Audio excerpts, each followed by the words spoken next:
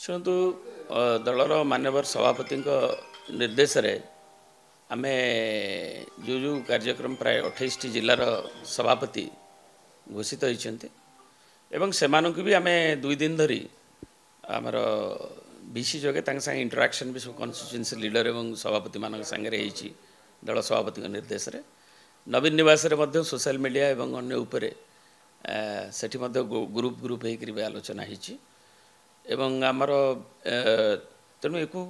जेहेतु पदयात्रा अक्टोबर हम तेणु एक क्रियाशीलता करने एवं बाकी जो 5टी जिलार होनी से भी सभापति विचाराधीन अच्छे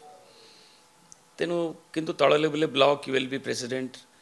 एगुड़िक जो गुड़ाक आमर सब डीआरओ माने एसआरओ देते केते डिक्लेयर होती केते न डिक्लेयर होती केते बाकी जोटी है नहीं तार प्रक्रिया आगू को नि तेणु ये सब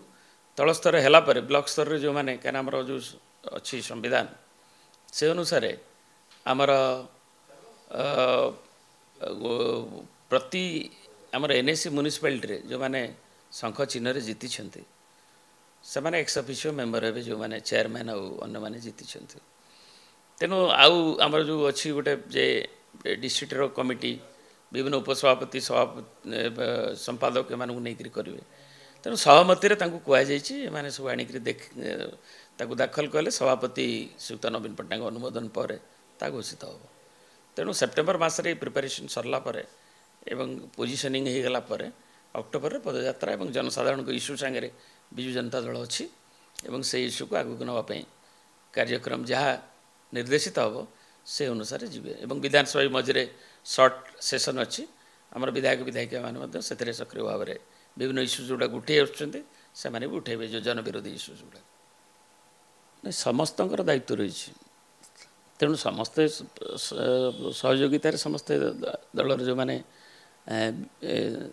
करुँच दीर्घ दिन धरी कि नूतन भाव भी जो मैंने करुँच से विभिन्न इश्यूज रे जमती आम दरदाम वृद्धि इश्यू नहीं थे जमती आम नारी निर्यातनार इश्यू नहीं थे छात्री निर्यातनार तेणु विभिन्न इश्यूज गुड़िका जोड़ा जनविरोधी इश्यू अच्छी ताकू नि आम चाषी मान भी गोटे बरगढ़ गोटे विराट समावेश होता आदिवासी माने भी से समावेश करते ओबीसी रर एवाक जी से माने भी ये भुवनेश्वर गोटे राजभवन सम्मुख में होता राज्यपाल भी स्मारकपत्र दिखाई कहीं से डिप्राइव्ड करा तेणु ये सब कार्यक्रम चालू रही सांगठनिक भाव में।